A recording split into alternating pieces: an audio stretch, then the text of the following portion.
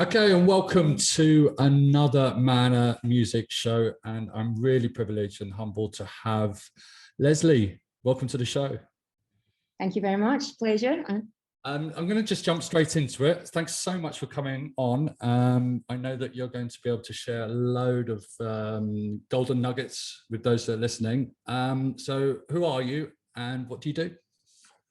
Okay, my name is Leslie Wright. I am the editor and co-founder of I Am Crew, which is an online music and lifestyle platform for the UAE. We just recently launched that last December, so it's still in its early stages, very exciting.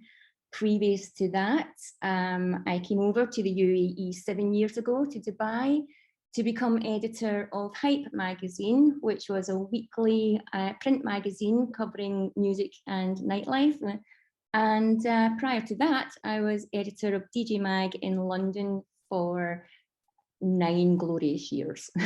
Amazing. I'm sure when I was a wee lad, as you say, back in the UK, I probably read some of your articles religiously, reading DJ Mag, collecting all the each week, looking forward to it. There was a month, I can't remember actually. I wanted just to, you've been sitting on both sides of the fence. So you're now a magazine outlet, digital outlet, if that's what you want to call it, owner, and also a journalist. How did you just get into all this? Like, how did you become a journalist? I mean, what was it? Well, in typical Glaswegian style, I kind of blagged it. I've wanted to be a journalist since the age of 13. Actually, it's a really weird story. My mum had a newsagent's shop, and I always had a summer job in my mum's shop, and kind of figured out that if I didn't write for newspapers, I would end up selling them for the rest of my life. So that's what sparked my interest. I studied in Scotland, started out in weekly newspapers, worked my way up to daily newspapers, and I was just like a proper, what you would call like a tabloid news hack, which is quite hardcore, to be honest. I was doing some things that morally didn't sit very well with me. So I made the decision to come out of news and go into music, primarily because I was going out clubbing at this time. I was writing for a couple of music magazines just to sort of or to fund my nights going out.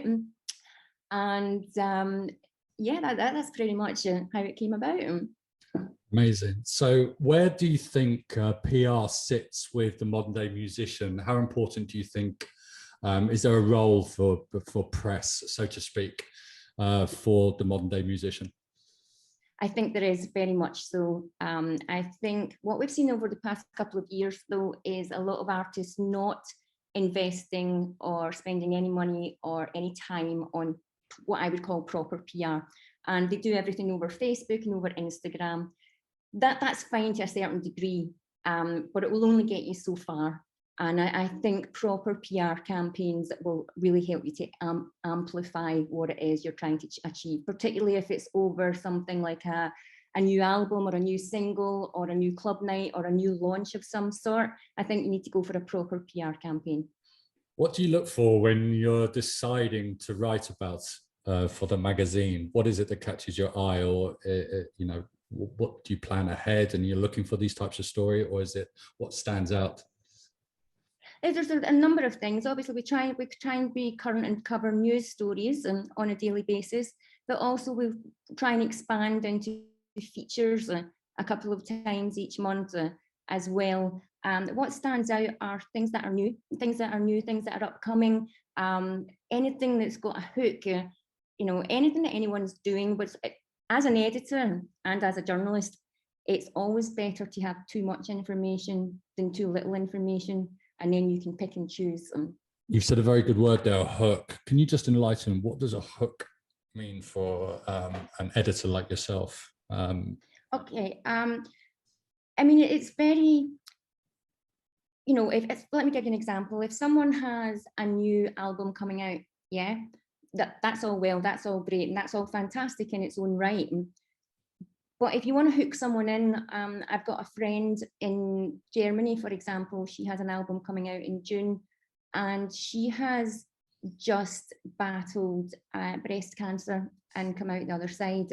And her album is called To Hell and Back. Now, to me, it's important that her story of her cancer treatment and how she dealt with that it kind of brings a human element to the music that she's putting out. So something that makes it more human, more interesting, because people buy people at the end of the day. I like that, people buy people. So again, another key word that you said there is story. And would you say that if one of the three following, music, brand, and story, if one of those are not as apparent, would it be less appealing to a journalist?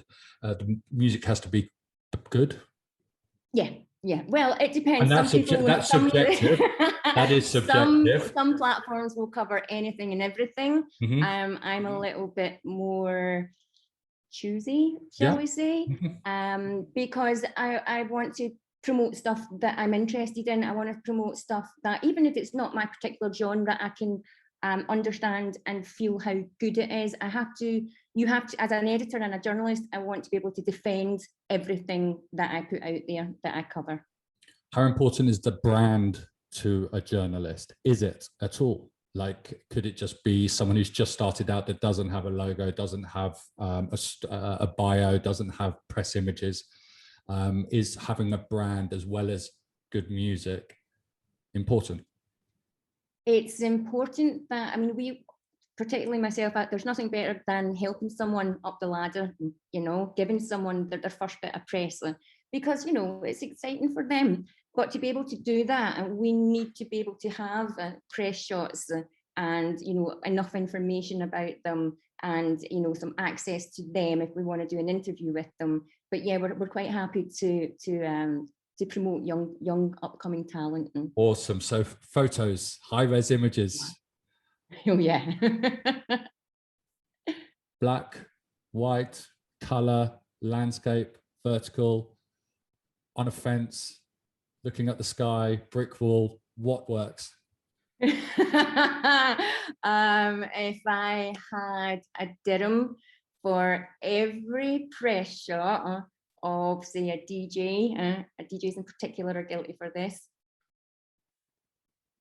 Right, it's just come on, guys, get a little bit more creative. The moody look is not quite it's for got you. its place. It's got its place, but please give us some options. Yeah. If you're filling up a website, your homepage is just full of blokes looking moody, then it's not very appealing. What is best for it to provide is a selection. If we get a selection of pictures, landscape, portraits, posed shots, action shots, live shots, the more we can have, the better it is. And then, so the music, brand, and story, and it's an emotional type of story, whether it could be anything that could be humanistic, or whether it's women empowerment, whether your social responsibility. It doesn't, the music, the story could actually be more of a lead than the actual music. So the story could be more powerful than the music itself. Yeah, it works in a number of ways. You can do stories that are just solely focused on the music. I prefer to do stories where the music is a big part of it, but also that human element. We want to know what the artist is about. We can hear their music, we can plug their music, we can describe the music, but who's the person behind it? I'm going to sort of ask you to go back a few years or try and dig deep. And have there been any favorite stories that you've covered? God. Or have there been any funny ones? Oh, you put me on the spot. Have there been any? I'm sure there's been lots of funny ones. There was a time when I was at DJ Mag, and this is going back when labels had big budgets. So I'll give you a couple of examples. The likes of the Global Underground compilation series when they were putting out their compilations, and we would hear them up front. And so we would have like maybe 6 or 8 weeks lead time on the album coming out, and the label would have a budget. So if it was John Digweed in whatever country, we would get flown out to that country and spend like a whole weekend with the DJ or the artist. And that to me was the best way to do it, because by spending more time with the artist, you get to know their quirks, you get to know their character, you get to know, and it just allows you as a journalist to do a more in-depth story where you can bring your character across as well. That's a great point, because that leads me nicely into my next thing about, do you mind being cold called or reached out coldly, or do you prefer to have a relationship or understand the artist before that you cover anything? I mean, I think you're probably going to say either both, but would you like to get to understand the artist first, or are you happy for someone who you've never spoken to just reach out to you? Both really, but I mean, everything's got its starting point, so if there's an artist or a PR or a new PR or an artist, if they want to reach out over email, but first of all, just with a little introduction, this is who I am, that's fine. And a little bit of banter, a little bit of banter goes a long way. Hi, how are you doing? A little bit of, hope you've had a good weekend. Just, talk to me like I'm a normal person. I always have a saying, if you speak to people as if they're your mates, you'll get a response as if that other person is your friend, and it becomes a lot quicker. It becomes easier to build a relationship when you just throw in those little things. And again, it's just all about making it human and making that connection. Then once you have those couple of emails that ping back and forth, then you're happy to pick up the phone because you feel that you already have a connection with the person. How do you feel with WhatsApp or Instagram DMs as a contact, or Twitter? Because I know a lot of journalists use Twitter to reach out to you. Is that a no-go? I don't mind it in the first instance. But email is probably best. For me personally, email is best. Or okay. WhatsApp. If someone's got a hold of my number, they can WhatsApp me and ask for my email address. Awesome. So now we're going on to the email. Do subject lines, title, headlines make a difference to you on whether you open an email or not? Yes. They're not 100. It doesn't have to be 100% accurate. It doesn't have to blow my mind, because as an editor, or that's our job, or as a journalist, to put the headings on that. That's what we do. But it certainly has to have like some dynamic words in there that are going to catch my eye. Okay, press releases. I think we've had these conversations beforehand. How, to you, a press release, how could you break down, and I know this might take a couple of minutes, but could you break down in sort of chunk sized bits what a press release looks like to you, that's most effective, doesn't take too much time, gets the point across? Could you just spend 2 minutes breaking down a press release for those listeners? It's really quick. It's really a lot easier than people think. People tend to overcomplicate things, right? So your first intro on your press release should be, what's your main selling point? What are you coming to me with, right? So it could be new album due out June, whenever, right? So that's your sell. And then after that, your press release, it's really very simple. Who, what, why, where, and when. That's the golden 5 points that every press release should have. If you have those in your press release, all the info should be there that a journalist needs to either run a story just simply based on the press release, or have the basis and to come back to you for more info.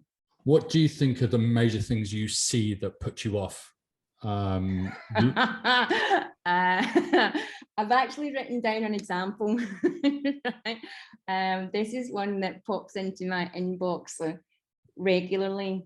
Can we tell, we're not naming names or? No, I'm not going to name names, no. right? But this pops into my inbox, I'd love to, this pops into my inbox quite regularly. And again, it comes back to the press release is going to be attached to your email, yeah? And the email should be just a couple of little sentences about what the PR is about, how are you doing, please consider it, yada, yada. The one that pops into my inbox regularly, which I don't know whether to laugh or cry, it's more cry, I'm veering towards, basically says, we appreciate your kind and usual cooperation to publish attached press release in your media outlet. And that just it gets my hackles up. I don't think I've ever opened the press release that's attached or given them any coverage whatsoever, just because of the way it's presented. Yes, and I think that's I'm very much the same. We emails to us, and they're not talking as though you're in a lift or you've just met them in a cafe, or they're your friend.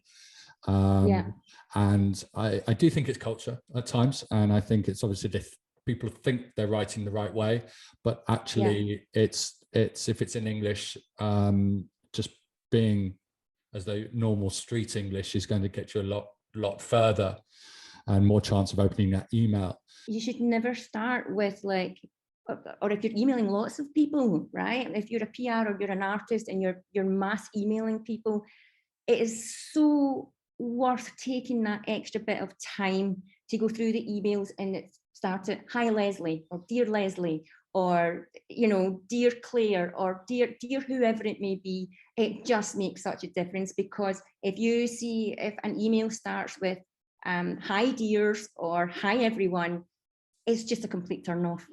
I was going to say, do you prefer to have your press release embedded in the email, or would you like to have it attached? Because some people have firewalls. It doesn't matter to you or not. So you just doesn't matter to me personally. No. Would you agree that you prefer it in a Word document, not a PDF, because you can't cut and paste any quotes or anything in a PDF? A Word document is always handy. Yeah. Excellent. When people want to follow up, when's annoying? How often is annoying? Always. What can you give guidelines for you if someone has sent it, you're a busy lady, you're dealing with another deadline? Could you advise when to get back and how to get back to you? Sure, I would advise either the start of the week or the end of the week, right? If we're doing it on a weekly scale. Per day, I would say first thing in the morning and towards sort of late afternoon, early evening, because once you get into the office, or if you're starting to work at home, if you're sitting with your cup of tea and you're just preparing for the day ahead, that's a great time. You're fresh as a daisy, you're happy to speak to people. But then as the day progresses, you are laser focused on something that you might be writing. You might be in the middle of writing a 2,000 word feature, so to get distracted, you might tend then not to pick up the phone. So the start of the day or the end of the day, when you're a little bit more relaxed. Fascinating. Okay, so just rounding up, what advice can you give musicians, if there's 3 tips, might be 2, it might be 4, when reaching out to a media outlet like yourself? What could you advise? 1, don't be frightened, right? Just keep everything straightforward and simple. We're not going to bite your nose off, as much as an artist might be looking for coverage, we're also looking for content. Yeah. Second of all, give a journalist a plenty of lead time. If you can, again, if you have an album coming out, it's not advisable to phone up the journalist and say, hey, I've got an album coming out tomorrow, right? Because, even if we have then a press release and the pictures and everything, there's only so much we can do with that, because we don't want to come out later than anybody else, than any other publication. But if you can give a journalist a lead time, it allows the journalist to then go, okay, this is a good story, but how can we make it better? It allows the journalist to think, I really like this, really like the music, really want to cover this and want to cover it well, want to do something on this artist. What can we do? What kind of feature can we shape?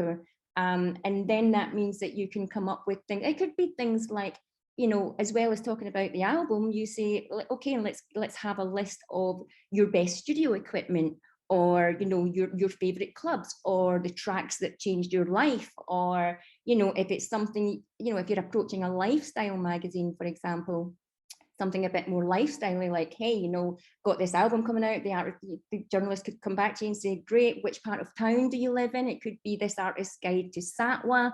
You know, there's, the more time we have, the better ideas we can develop. That's fantastic advice. Would you say that musicians can write and deliver their own press releases? Yeah, because you don't need to be Shakespeare. We're not looking for anything overly flowery. Again, it just comes back to that point.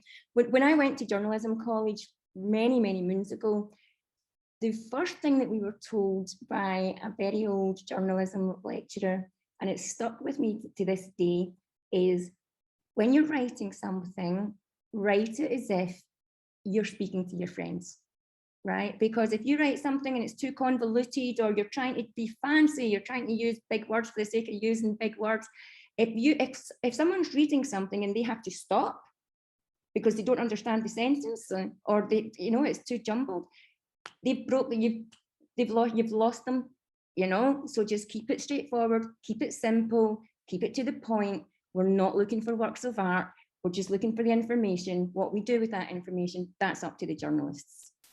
No hyperboles, or to those that don't know hyperboles, superlatives. Drop them. Yeah, and another thing that is also worth mentioning perhaps is if you're going to use abbreviations or acronyms in your press release, the first make sure, I'll give you an example, like for IMS, International Music Summit, the first time you write that, you should write International Music Summit and then the abbreviation, right? And then you can use the abbreviation throughout, because different industries have different abbreviations for different things. So always explain what it is in the first instance before you go into the shortened version. You sound like my university tutor. Leslie, thank you so much for sharing your knowledge. I really appreciate it. So thank you very much. It's been a pleasure. Enjoyed it, mate. Thanks ever so much.